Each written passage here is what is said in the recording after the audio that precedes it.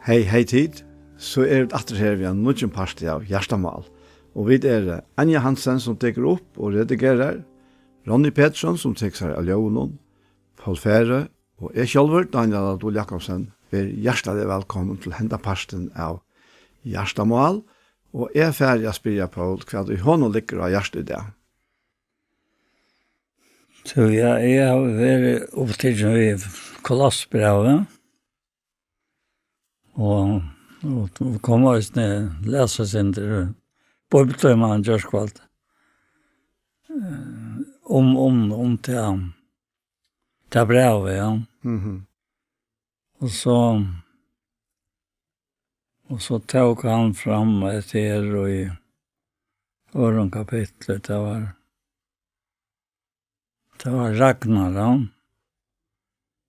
Ragnar Kjall og Hålsen, ja. Så leser han, jeg skal ikke lese den jo, men jeg kommer til det så. Og jeg tenkte på først å lese et her og i første kapitlet begynner bare ved 2, ja.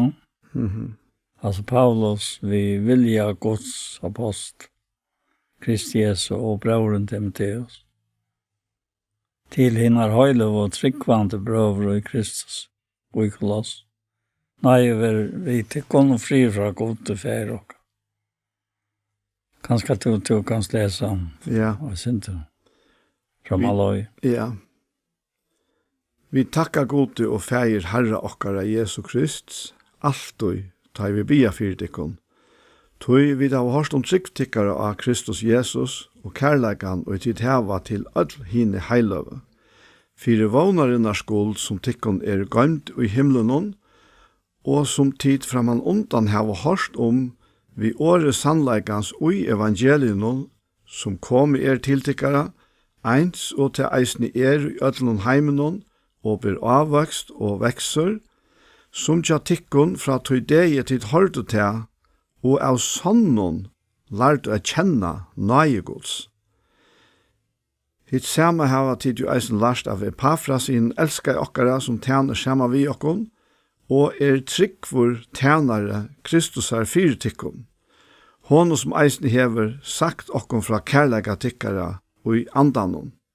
Fra tøydeie vi hørte til, hava vi tog ikkje helt opphet av bia fyrir tikkun, og bøna at vi skal fyllast vi kunnskapet vilja hansara, og i öllum visdomme og andalig vite, til at liva herran og verdia som hon og lykar av allan hatt, og vi kunnskapen god bære avvokst, vaksa og i öllum gåum verskje, og styrkjas vi allare styrkje etter kraft durdar hansara, til alt hål og lengmål.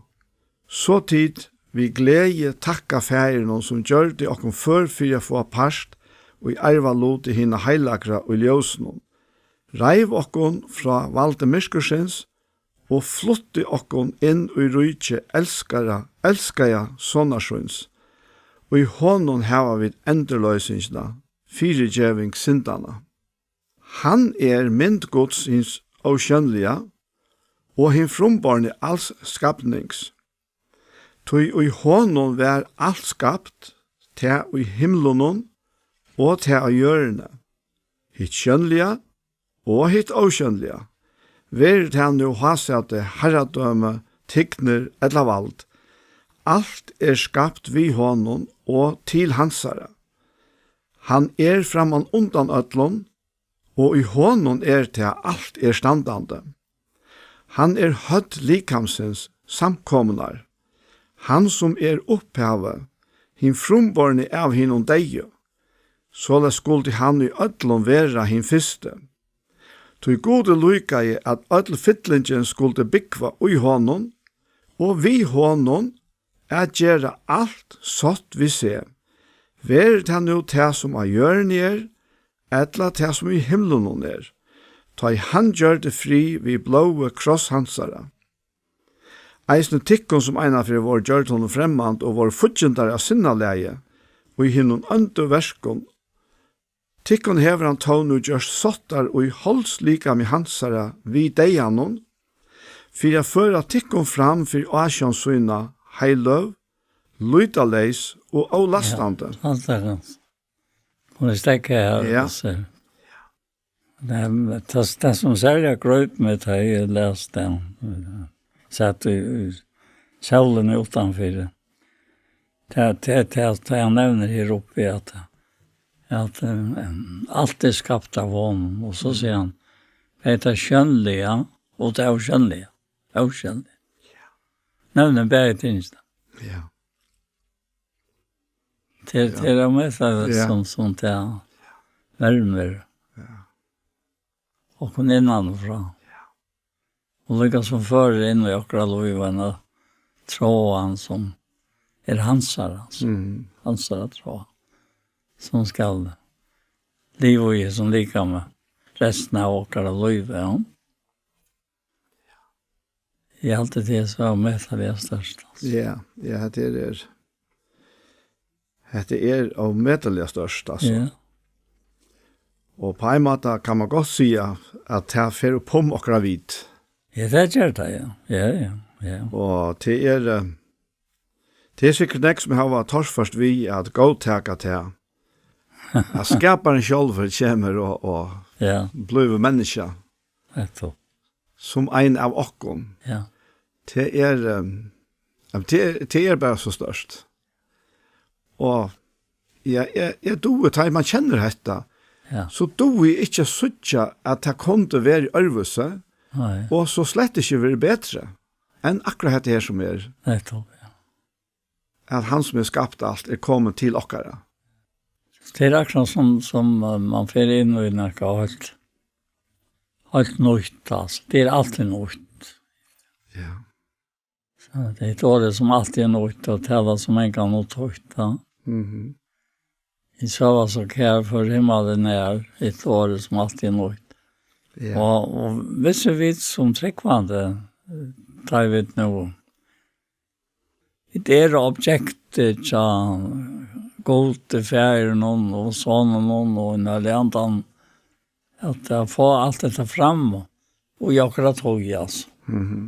Til det trekkvande, og øsne å være at han som mjukker, og litt laten, og ikke vi noen. Så sier han, nå det ikke med et eller annet sort, altså.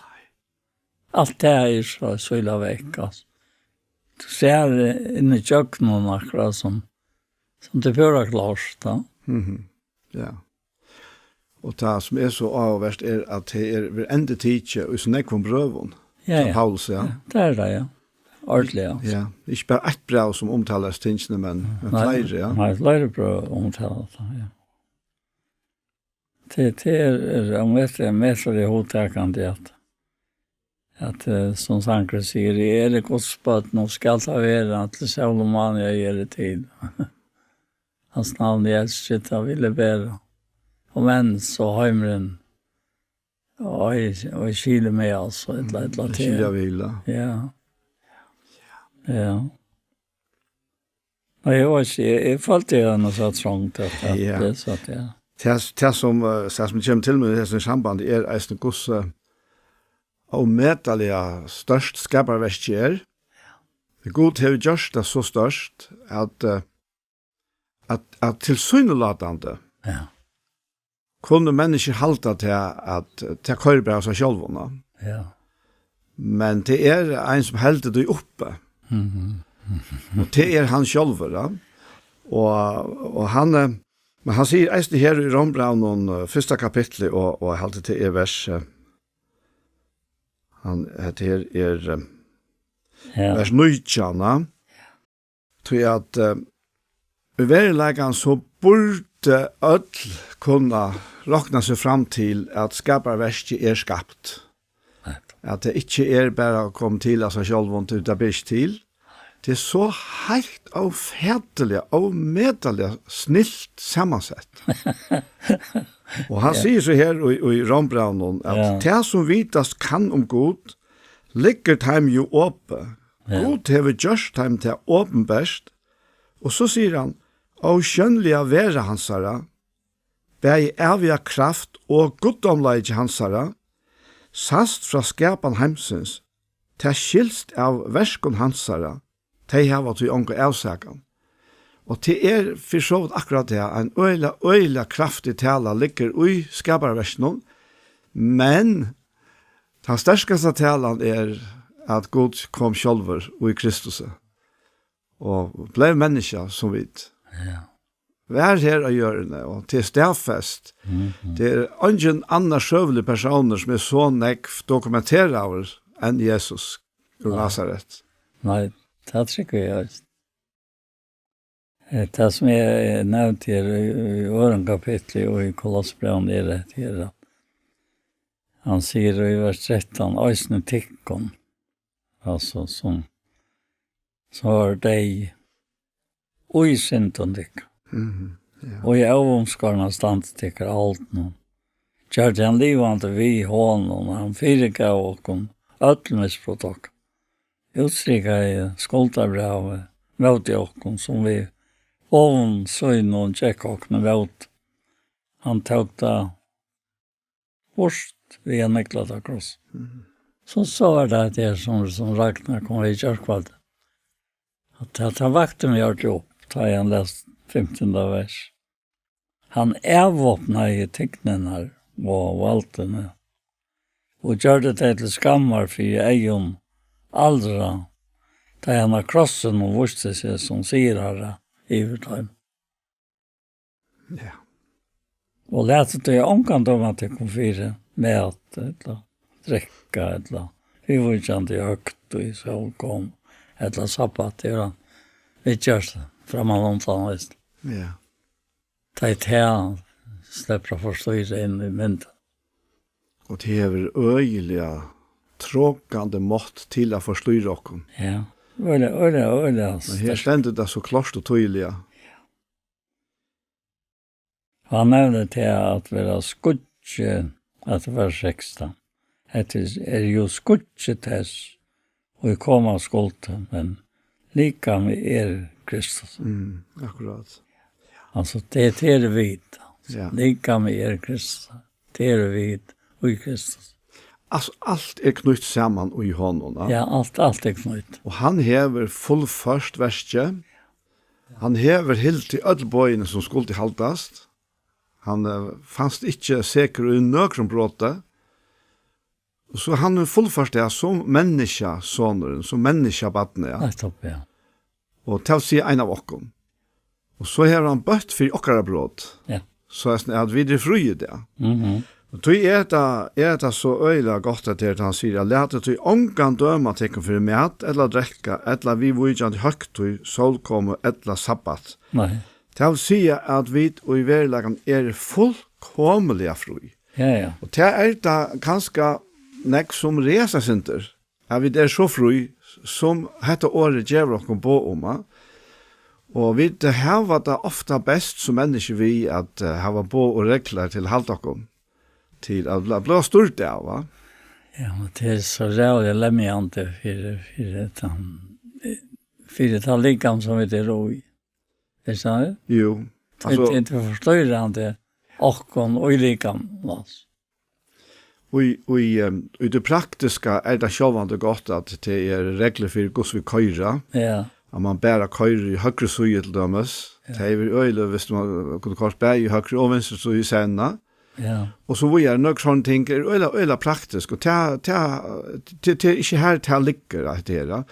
Men det kommer til at vi halter at vi ikke tetjas gode, tror jeg vi ikke gjør okkur som vi halter, okkur forteller okkur, okkur sagt om vi vant opp vi, at så gale tjo okkur, og vi får ringa samvittighet av det enda. Ja. Og til akkurat dette her tilspetter året til, at det er ångan dømatikken 4 med eller drekka, eller vi vujjan høgt solkom eller sabbat. Nei.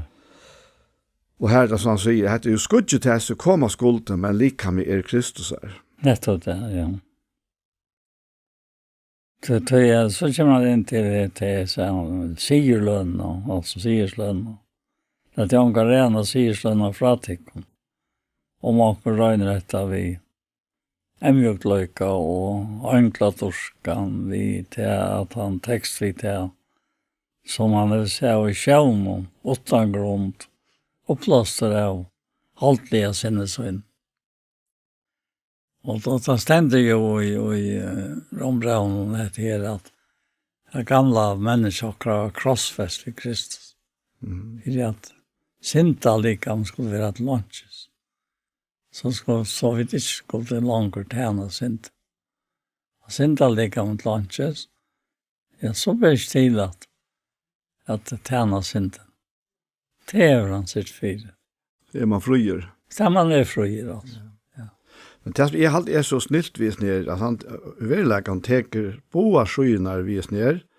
Ja. Han lät ju onkan döma teker för mig att det räcka och tal sia de som så iver försiktig vi att iverhalta allt. Ja. Och tekna lätt finna på att vi till här så kommer vi lätt finna på att döma kvar annan. Och så hin om inte rena sierslönna. Och här teker han hinne som för allt för längt. Alltså och börja spekulera och i forskjellige som mystikere som så begynner att lägga imest åkorna. Ja. Så lukka mykje kvar det och i røyna lägga ting åkon som ikke hava vi Kristi likama gjera. Så slår vi folk fri. Ja. Det han sier her, alltså. Ja, det är helt leis av tog, ja. Ja. Men det nek vi kolossebraun som eisen lujtjust Efesosbraun. Ja, det gjør det, ja. Ja. Ja. Ja. Han sier til dømes her at ja, det kan lesa sin her fra første vers i øren kapittel. Han sier, «Ty jeg vil at du skal vite hvordan jeg strøy jeg har fyrtikken, og fyrt heilat kea, og fyrt alt som ikke har sett annerledes mot i holdt noen, fyrt jeg gjørst og tar jeg skal være trøsta, så det var knutt sammen og i kærlega, og nå fram til atlan rykdom, hinar fotlo vits visso, til kunnskap om landamalgods som Kristus. Og i honom alle skatter visdomses og kunnskapen skal finna fjalter. Og så det han sier, hetta sier for ønska daratikon, og ønska renatikon. Ja. Og hatt jeg minner faktisk øyla nekk om det som Efesos brev 4, for jeg sier, kanskje Luka lesa sinter av tog, här som han säger här säger han att och här går så praktiskt det Arna han säger att han gav och näkra till apostlar, näkra till profeter, näkra till evangelister, näkra till hyrar och lärare. Kvoi? Jo, för att din heilöva skulle vara gjort fullkommen till tjänast och verk, lika med Kristus till uppbygging, inntil vi ødelvinna fram til å være eit og i trunne av sångods og kunnskapen om han, til å være fullvaksne menn, til vakstrarmarsk fytlingar Krist. Og det som hatt så leter opp for eisene at det ikke krevet til at vi ødel fullkom på alle veiene, men at vi får løyve til, vi som årene, vi heller andan, og vi som gavene, som vi giver med middelmennesker, at vi kunne vekse. Så sier han her at så skulle vi ta ikke langer være bøten og lete oss kasta og reka her og her av førjon lærdomsvinte, tølt etla lumpaie av snilt og menneskjon, vi svika brøk noen vittelnar, nei, sannleika noen trygg for kærleika, skulle vi da alle hatt vakse opp til hansara, som høtt Kristus. Jo, mest ikke samme tonen og gjør det nere. Ja, men det akkurat som det knyter seg i hvert annet, og så blir det så. Jeg vet at det er utekende. Vevra, genka, kunne vi si at det. Etter at leta seg løye, Ja, og det som blir så øyla størst at det ungar avbrasler. Ikke noe. Bare oppmuntringar. Ja, alle tøyene. Og vise av veien. Ja. Og det som av tog, det bare vente med å tog som har langt over deg. Gamla mennesker. Ja. Allt innehaltet i det gamla mennesken det. Det er ikke bra å komme. Og det er ikke vi akkurat vite først vi venkler da, men det er i trunnet, jeg skjønner. I trunnet jeg har vi til snedtkom til Sanaie som vi stand i. Og vi rævsåkene av ånden torkos. Vi ikke bare det, vi rævsåkene av trångt, men vi fyrer i alt. Og ikke bare det, vi rævsåkene av det som trångt når løya til, ja. At det er et rønnsinn, ja. Rønnsinn. Og så det vevnen. Altså bare til å sitte stille og lese til at rattekjørt at trygg har vi til noen fri og god. Vi har råkere Jesus Krist. Vi har noen her vi til snedgang, og vi trønne til det sanaie som vi stand i. Nå vi i hånd. Og her var samme rydgetømme at jeg ser, som han selv, altså, og i hånd. Ja. Det akkurat det her som hver og det tryggven som det ikke blind tryggv. Nei.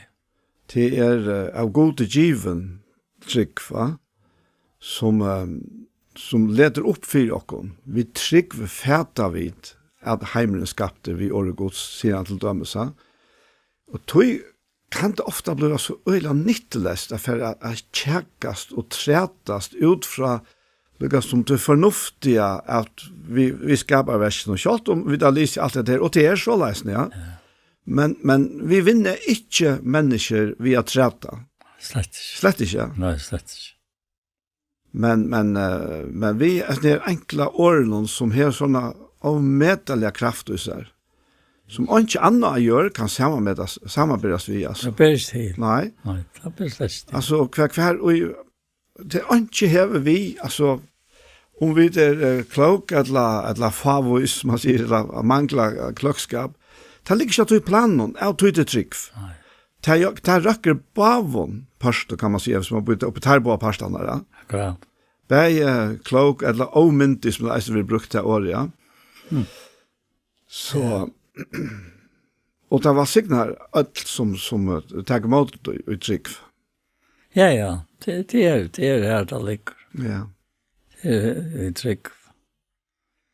Og han sier så til 3 kapitlen at det tid av opprørst vi Kristus. Så søker det som omanfor Her Kristus sitter vi har grøntgods. Trai etter tog som omanfor ikke etter tog som gjør ned. Tid jo deg, og lovtekkere fjalt ved Kristus jo god. Da Kristus lov okkar åpenberast, skulle øysene tid åpenberast vi hånden og i tord. Og så blir han noen deg. Det som noen i færre, altså. Som det, i seg selv. Ja. Det akkurat det, altså, hvis man ikke skiler det man sier her, så kan man huske til at vi verilega fjær og himmelvendt på tannmaten, at vi husker om himmelen tar ene for å komme her. Ja. Men han tar seg inn i nutøyene her. Ja, han tar seg inn i det tøyene som det roi nu. Ja. Annars han ikke sagt treie etter tøy som om her. Tar vi det kommet her, så tror vi ikke etter tøy, så vi der, ja. Men det helt ikke til at hun tror etter himmelsk tilstand på tannmaten som ofte er utlagt av genga godtgåten og så hørt. Men tar verileikar som ut i antallige verileikene og i Guds rydtje. Ja.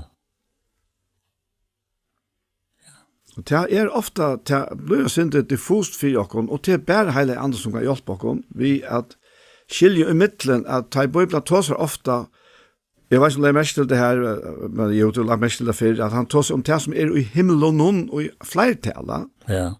Og ta mener han eisen vi til å skjønnelig andre verden, som rundt om åkene, og som vi i eisene.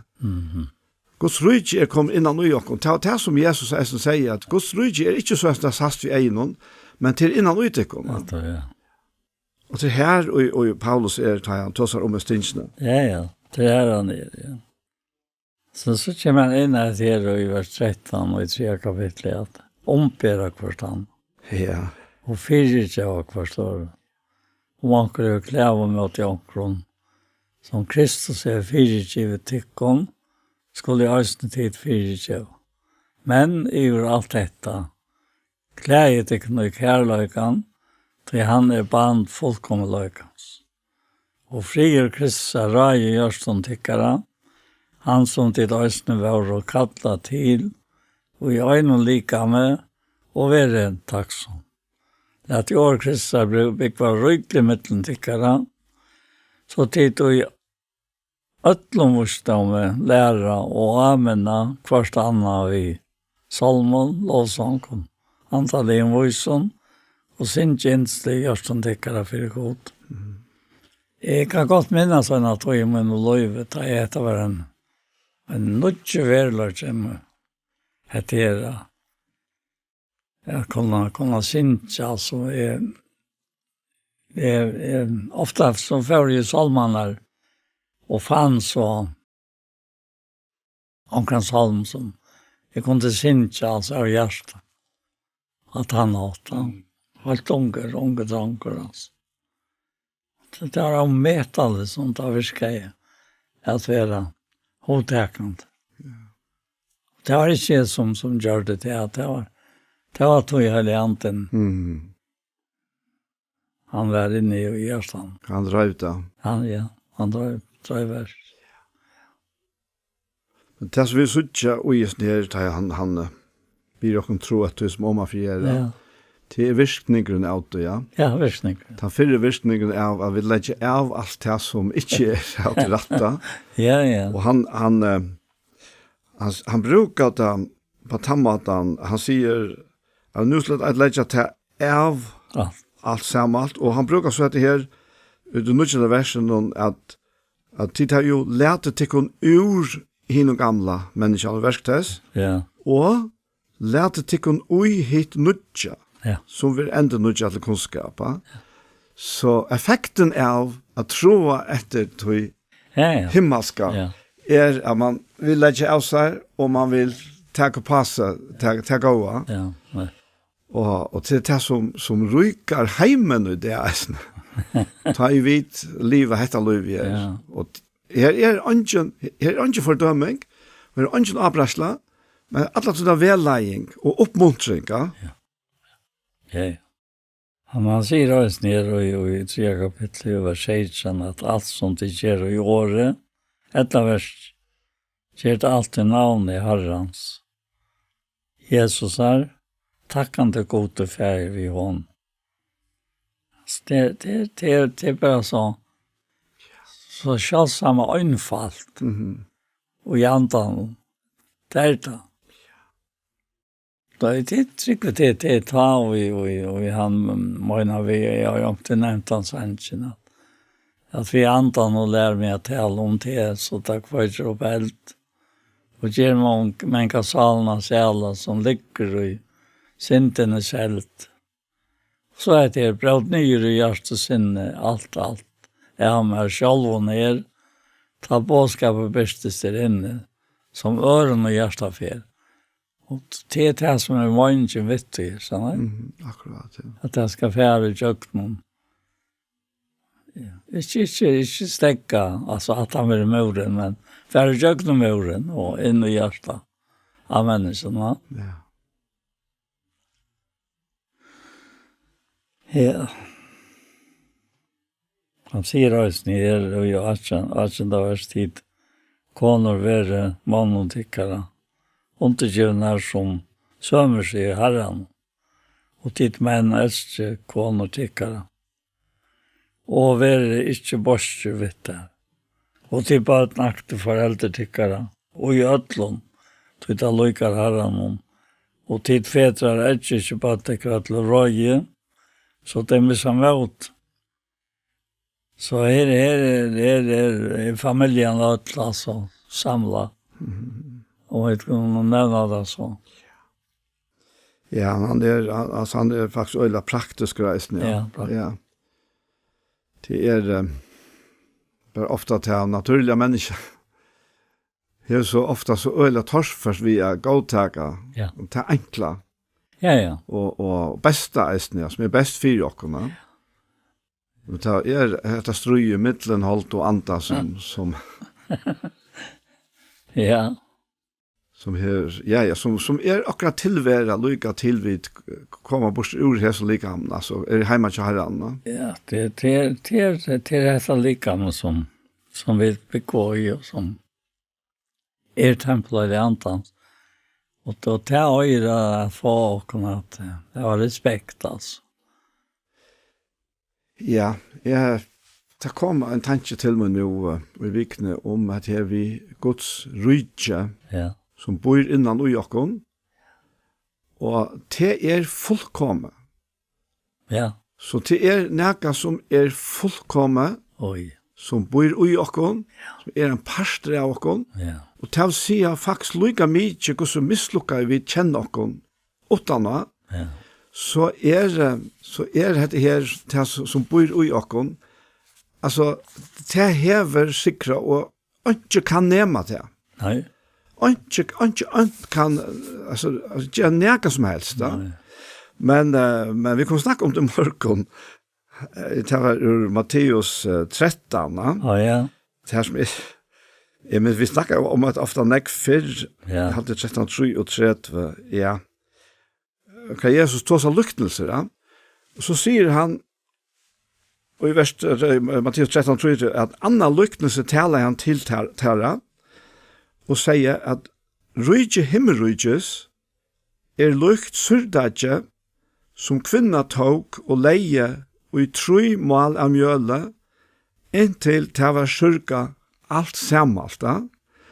Og jeg minns ta at det så jævla nek var sin. Jeg vet ikke hva man er fra tanken at det, men det var anker som så sammenlukne i så 3 målene vi i andesal og likhamma. Ja. Og at her sier dette her surdadje som her vi brukt i positiva mestring til det godsrydje, det byrja jo vi okkur anda. Vi vil rettvistgjørt i andan og av andanna. Og herutfra skal dette her himmelska surdadje så breia seg ut i alt. Inntil alt surka. Bæg ande, sval og likam altså en tidje av rydje, himmelrydje som man kallar det. Og til her, til ikke her, til vi undfullt, fullkomme, men til her og nu, vi som godsbad har bruk for å få oss av vitandena. Og så til å si rydje, himmelrydje her, til heile anden han tåsar om. Så heile anden hever inntidje okkar anda, og det nærmest ikke, ungen kan gjøre noe her. Og ta i hesen ande Gud som bor i oss og slipper ut av avvirke okkar salarløyv, eisne, og til det dreier seg om her, til han ber oss legge av og lede oss ui, så det at det hender noe eisne vi okkar likhamme. Det vil bare brukbart til tjeneste, men til eisne en grøying til okkar likhamme som ligger uies nere, ødles nere. Alt det som Jesus demonstrerer til han vær her av hjørne. Alt det bor uies nere, rydje himmelrydjes, som heile i anden, som Kristus ui okkona. Ja. Det passer det. Jeg fikk en sint underlig tanke av det. Ja. Tror at nu vi færdig fram vid påsken, og vi krenger fram mot Kristi himmelfærd og så kvitsen, ja. Og så var det her vi Kristi himmelfærd var. Bare hoksa knappt det, ja, men ta bort i det Jesu himmelfærd var. Og kvitsen skulle være Kristi kommet der. Han kommer til okkara atter, som han lovar i lærersvann, men nu som Kristus, som anten, til bare sånne tankar som kunne komme og færre. Nettopp. Men til en god damen allugal. Ja. Det kom ikke på helt omgång. Så tar han börjar på 4 kapitel, så sier han til at ditt herrar kjere møtet sjælen tykker at det som rett og hampelet Tid vet jo at øysene tid av herre og i himmelen. Så at ser av. Att det är framhalt att du som står framan undan. Ja, att det är framhalt alltid, ja. Och så sina veri och allt en du bönne. Vært jo i henne og touch. Be for åkken vi er god, skal lete åkken dyr. Opp dyr for årene til å tale løndamål Kristus her. For hver skuld gjør det i lunsj. At det kan åpenbære til så som er øye til alle. Og omgående så er vårt om et teg som åttanfor gjør og kjøper dine lærlige tog. Og tala tycker vi alltid domlig, krytta vi salten, så det vita hvordan det skulle svära øynene og kvarje. De skulle vita hvordan de skulle svära øynene og kvarje. Ja. Det är nettbett her at man vil være given år, som man nevner. Akkurat, ja. Det første år. Akkurat som Jesus bra sier, det han ber og kom bia for alle mennesker. Og i andanna. Og for mer vi at man skulle være given år, ta i det til munnen. Så vi vi kan konkurrere løntamål evangeliums, for hver skuld til sende på lunsj. Og så legger han til at de skal tale om det, som er øye til. Ja. Altså. Det ligger øye tungt og i tog, ja. Det må ikke være jeg som finner på bare å si og til land. Akkurat. Ja, att det är öjla viktigt det. Ja, öjla viktigt och akkurat ennast. Ja. Att det är väldigt ju gator som skrivas den. Ja, det är alltså vi hela andan och allt detta liv som är till given och den som visdomen. Ja. Som Jesus eisne visste för att alltså han blev spurter och han sette det her loviska systemet på plassa, som vil bjørn av i heilåna. Og dette her er giv okkom. Og det ligger ui hesten her at vi tror etter øtlån tog som han hever tås om framan undan, bare det som vi begynner vi å lese om hvordan alt det henger sammen. Ja, det er helt vanmyntlig godt. I øtlån antallig visdom og vite nevner han langt framme, ja. Ja. Vi kunne, altså, vi har jo muligheten til at vi bare bypassa dette antallet, og så tåser vi det ut fra akkurat meningene, sterske meningene, og kjenslene, og fire måter, og alt det der. Ja. Men han tåser egentlig måte tog. Ja, det gjør han. Da han ræver okken til at la dere ui etter her som god til å give okken, og så liva, og eisen svære herufra. Og det blir til sikning. Det blir til sikning. Ja. Og det er bare her og sikningen bor i hverdagen. Jeg har mest til sånn ekon som er sånn vi. At når man skriver, så skriver man at sikningen har vært hit av hverandre. Sikningen har vært hit av hverandre.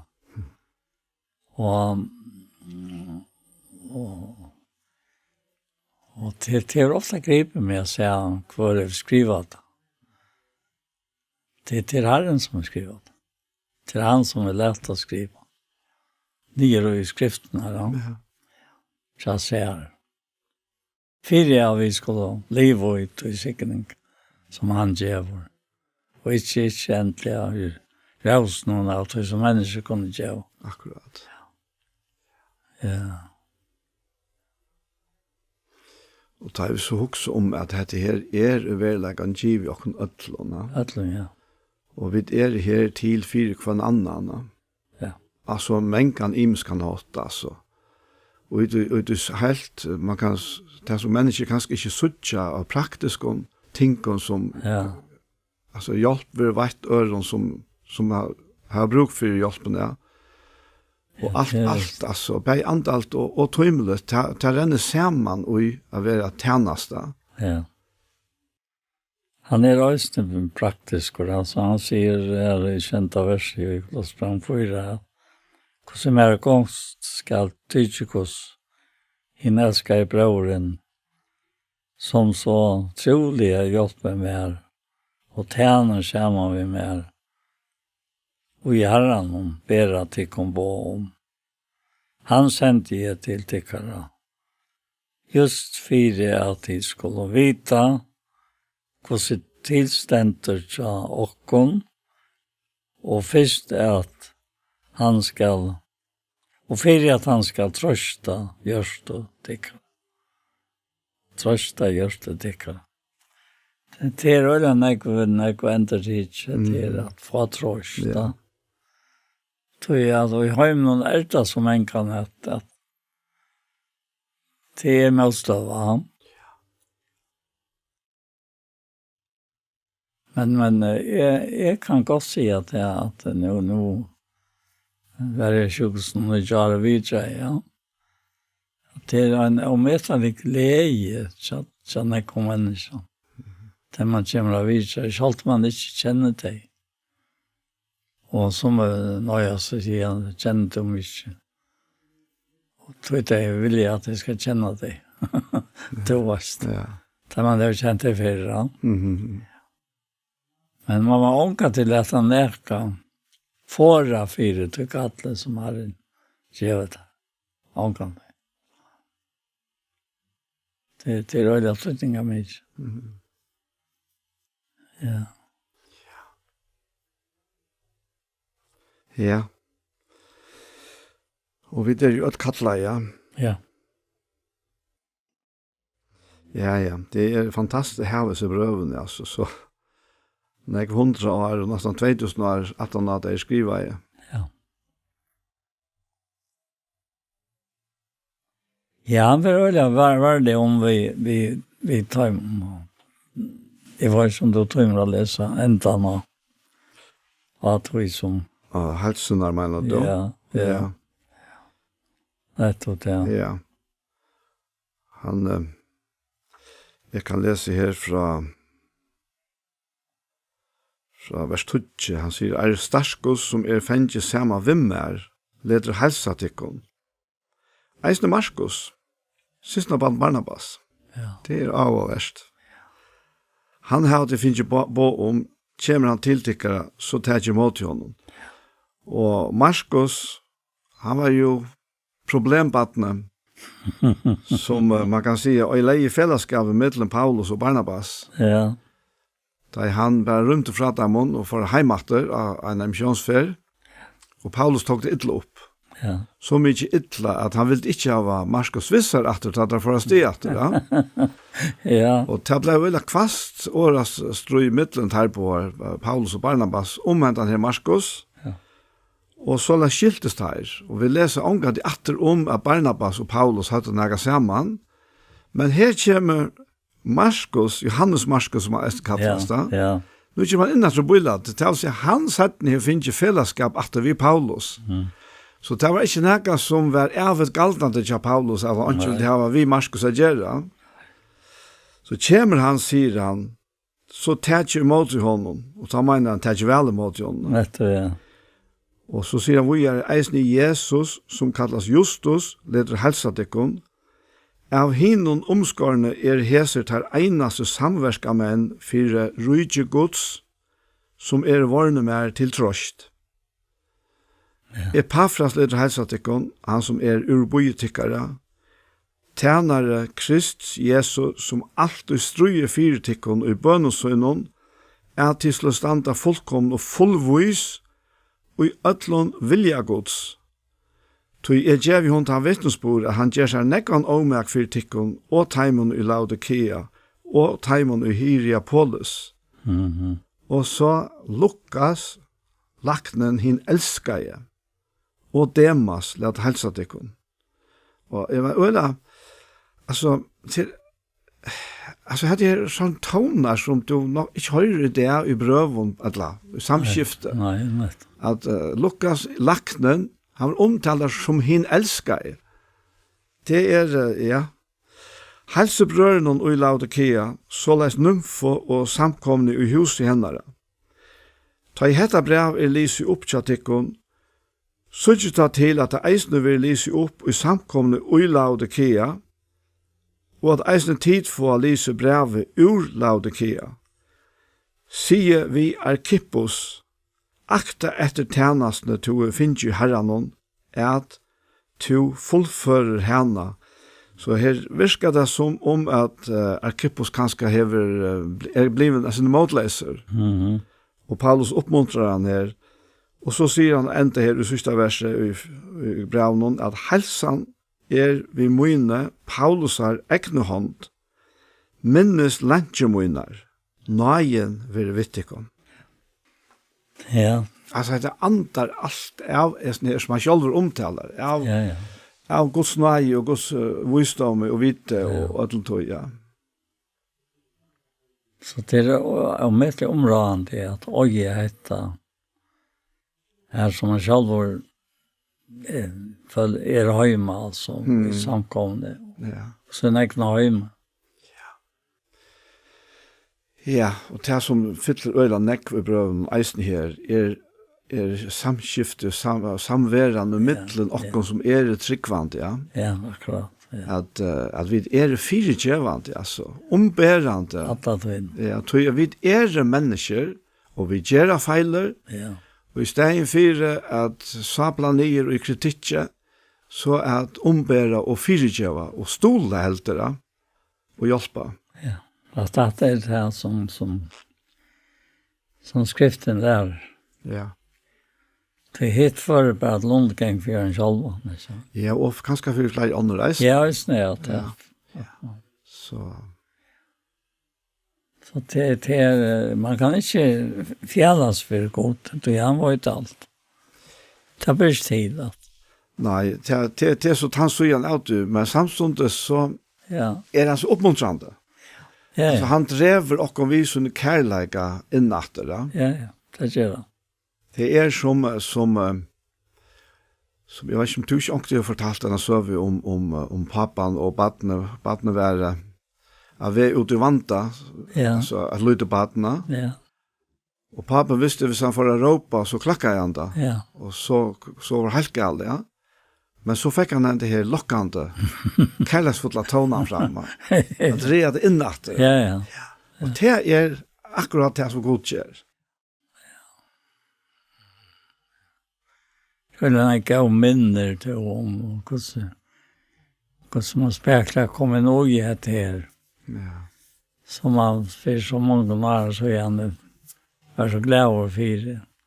Jag var frälst där han. Jag vet att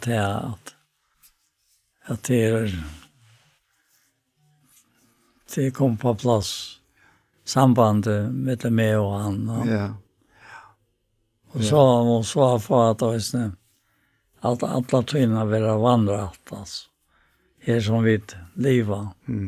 Inte vi flyta. Ja. Her blev mynden av krossen og så øyelig talende Ja, han husker om begge lottrætt og vannrætt. Ja, akkurat. Ja. Opp og nyer, til sambandet opp og nyer, den stølpen som, Ja. og så tvørstreie som, Ja. som faktisk blir en mynd av Guds fauna. Ja, akkurat. Ja.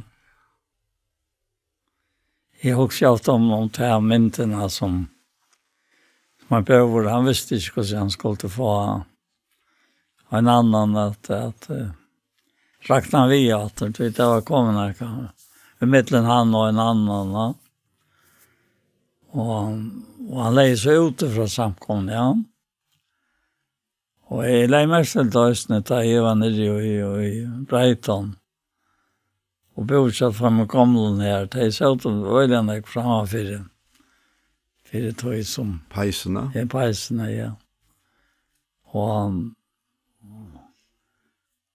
så förresten av vidkända mannen som var värre, inte. Han är inte gott. Han är bara lyckas som just sin egna. Nyest var att han kom till att efterkomma. Så i samkomna ett eller annat. Så förresten är det allt rande med åren och han sitter framför pejsarna och han sätter sig till honom och äldre än primar han är höjt att sitta framför. Men så ser han att det är en särliga lysande glow alltså. Som han så teker klovan och fär han in ut ur sammanhanget. Det var så verksta sucha och ända var nog så stor ända den gloven, störst kolsitch det var. Och så begynner det att ruka och så begynner det att sorsna. Och så dräntan är det svart. Det kallna. Det kallna, så det är flott väck.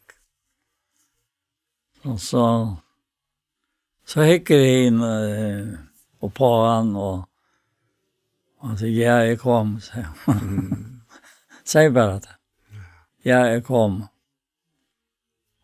Så var bøyna veien målage for jeg prat. Ja. Og han kom. Ja, det går mynt. Ja, det kom mynt, altså. Og jeg har skjult han ved her som til pais. Men onkelen er. Så han visste akkurat hvordan han skulle til 8 år. Vitja mannen og få han til at få glåna kom upp att det brimma. Ja, akkurat. Vi har kommit nära. Ja, kommit nära, ja. Ja. Och han tillstånd att vara i mitteln godsböten och att praktisera det här vid det röjt. Det må vara ett av mest viktigaste av ötlun och i livet och känner godsböten. Att öja det här glädja samma vid den glädja. Ja. Grata vet han och gratande. Allt det där. Ja. Jag vet av ignoranten från att jag var unker och kom på avstånd och Ja. men ta är så glöm kom alltså inom hjärtat ta är Ja. ta Jesus var här utan är saktarna. Det första som hände det var långslen efter att jag mötte att. Passa. Och jag tycker vi hade det redan jag som upplevde akkurat samma. Ja. Det var näka. Det tog att gå för en människa möte alltså hvis du tvinkar det. Men det gör det ju slit. Nej. Nej. Det kämpar in i sammanhangen som var misslokar och han blev en mer misslokar. Ja. Och så affärer personliga och hela det. Visser att man kan. Ja. Här kommer månen i mittlen låna. Ja. Och najna framma. Ja. Så jag lån kräver, nu ska du färra möte eller kyrkja eller vad ska vara. Och ta nästan inte. Men god ger också såna nöje som är så fullkommen glädje och göra hjärta. Ja. Och det är faktiskt princip i nöjna att ta vid smaka och uppleva nöjna så kommer vi inte låta vara vi. Ja? Nej. Så må vi det. Och han tar kräver inte en färna möte eller färna kyrkja eller också vart det. Du borde och jag borde man fortäller sig själv. Ja, nej. Det är inte det förra gången.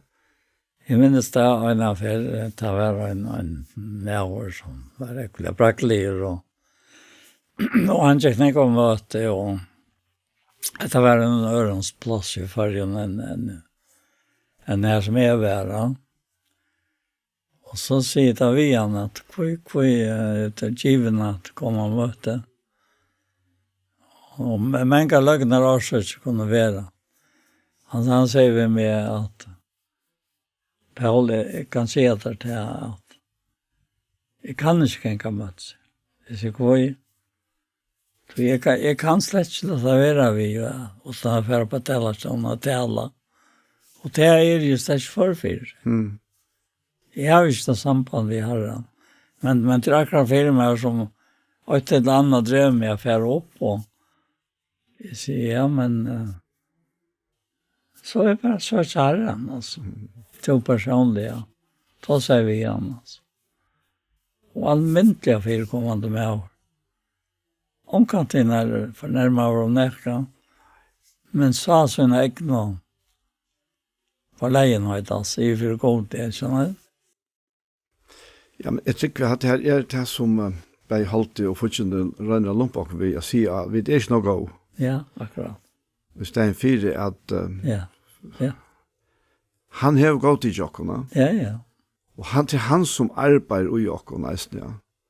Han inspirerer, han er han som virker, at vilja og virker i jokkene. Ja. Så... Jeg minns da jeg øyne for at det var for menn som ikke det samme. Og jeg kjente på her. Så bor jeg samme sted. Og så døget han øyne som var talende med over og kom det ikke var møtt. Men jeg hitt henne om bare at jeg kunne øyne for av et lakskar. Og han var blevet gammal, det var noklunda lyk og i alt. Og bare var familjemenn. Og så får han satt i en lastbil, det ned. Så jeg får bare inn i lastbilen. Da kunne man være nere i dekken og ta han til han satt han smatlere. Pratet vi igjen om det andre, og spurte han. Så fortalte jeg meg hvordan han kom til trygg. Han kom til trygg at han hatt, at han de fremste kotsene, og her var trutja kotser opp. Så han det overst da. Og bare kjipet? Ja, og bare kjipen der, og det var størst kjip, og alltid møte, sånne kvalt. Og så platte han at lette seg frem av stokk. Og så lurte han. Og at han hadde kommet til seg. Og han har ganget til fortalt det for nøk. At han var kommet til seg. Og så kom jeg få til oppgave at jeg skulle tale at jeg innførte graver. Navnet til han. Og jeg minnes da og i talene. Jeg var i sinne hans var over og fyllt og var stå. Han hadde tenkt hva seg. Altså, det så folk graver? Ja. Det var sånn, men så kom han akkurat av sinne og ikke hånd. Som du pratet vi? Ja. Og jeg sluttes vi at få etter vekk og ikke for noe, men så tenkte jeg til hvis jeg nå kan si at om hinmannen som så fikk jeg nei at gjøre det til. Og hei til å vite, altså. Så jeg ser sinnen der hvordan det kom til meg i nattene. Da vi kom ut og for å gjenga til grevsteg, ja. Altså, det var så himmels leie. Så jeg anker visste om hvordan det var vi hånd. Ja. Ja. Men det nog så ofta att man har funnit det att det har hon fortalt. Akkurat, ja. Ja. Fortalt. Ja. Men det där tog ju det det man är ansmatter vi har någon som gjorde. Givet en väldigt glädje in i hans egna hjärta. Akkurat. Ja. Det en glädje att fortälja örna. Ja, det en glädje, ja. Om det så bara en och öron. Ja. Det en väldigt glädje. Ja. Ja, ska du bena på en av Jan Paul? Ja, har jag vet. Tacka till för det så lätt. Tacka till för Anja som sitter här. Och ska tacka sig av er som det som henne är låta och fata. Samma vi bara så in och vara. Så sånt öjer av vara. Himmelske färger, tack för det spärkar. Och tack för det som familjerna som vi är samma vid. Och att det är gott här att öja slug människor. Och att kunna vara så väl mottidgen. Har vi prisat här. Och det kan många tidsar som att åren är så fatök. Men det är ofta så att det som tidsas fatakt för åkken till som nådde fram i hjärsta människan som inte känner till. Och geva att det ska vätnas där. Att de många lustar som lever församta tid mot det här som sin frälsare. Att det ska vara en verklig.